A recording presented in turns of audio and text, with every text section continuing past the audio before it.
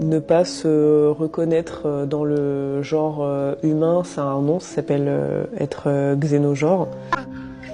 Bonjour, le xénogenre, qu'est-ce que c'est? J'en parle dans mon dernier livre qui s'appelle Neurovibe. Ce sont les personnes qui se disent tellement neurodifférentes qu'elles disent qu'elles n'appartiennent à aucun genre de l'espèce humaine. C'est-à-dire que lui, bon, il se prend dans la vidéo pour un elfe, mais il y a des personnes qui se prennent pour une table, pour une chaise ou pour un extraterrestre, même pour des idées ou un sentiment. Enfin, Autant, pour moi, ça a du sens dans mon identité personnelle.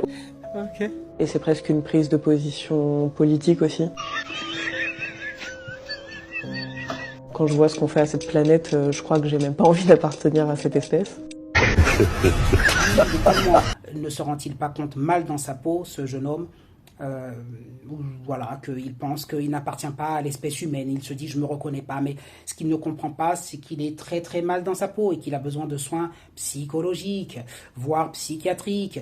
Mais aujourd'hui, il remet en question le monde et il remet en question son appartenance à l'espèce humaine, sans comprendre que ce qu'il ne supporte pas, c'est ce qu'il est lui. Il se déteste en tant qu'humain et il se déteste en tant que personne.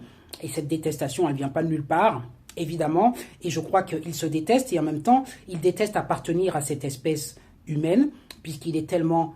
À mon avis, c'est un homme qui n'a pas dépassé ses traumatismes. Très classiquement, il a tellement souffert des hommes et des femmes, enfin des humains. Il a souffert parce qu'il a eu des traumatismes, comme toute personne névrosée. Alors, qu'est-ce qui lui est arrivé? Est-ce qu'on lui a... Voilà, on a dû lui faire des choses horribles dans sa vie, dans son enfance. Dans ma représentation publique, je ressemble souvent à un elfe.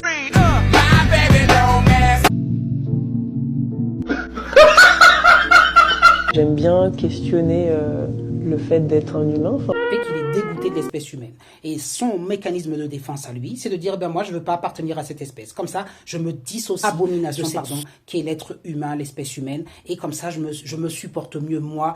Et voilà, donc c'est vraiment un processus malheureusement pathologique d'une personne extrêmement névrosée. On pourrait même peut-être penser psychotique, mais je n'ai pas d'éléments pour le dire, donc je préfère dire extrêmement névrosé. Et toutes ces personnes, je le redis dans mon livre qui s'appelle Neurovibe, que vous retrouverez évidemment sur Amazon, j'explique que la société a tendance à les promouvoir, à les mettre en avant en disant que si on ne les inclut pas, si on ne les comprend pas, eh bien on est non ouvert, on n'est pas woke, etc. Ce qui est une perversion bien sûr, et ce qui est une pensée à l'envers, alors que jadis, enfin il n'y a pas si longtemps que ça, ces personnes-là, enfin on a tendance à dire qu'on les stigmatisait, mais en tout cas on ne reconnaissait pas leur légitimité et au contraire on les savait et on les pensait pathologiques. Il y a une doxa qui vous fait dire que non, il ne faut pas penser cela. Avec les LGBTQIA+, XY et compagnie, on englobe une sorte de grande tolérance et que dans la foulée où on a reconnu certains troubles comme légitimes, je ne les nomme pas, vous avez compris, eh bien on veut reconnaître tout comme légitime, la transidentité, etc., comme une autre façon de voir le monde qui est tout à fait normale et qui est une autre normalité parallèle à la nôtre et qui n'est pas du tout pathologique. Eh bien, j'explique dans mon livre que si, c'est pathologique. Je sais pas, des fois, j'ai l'impression que j'ai pas toujours ma place dans ce rôle.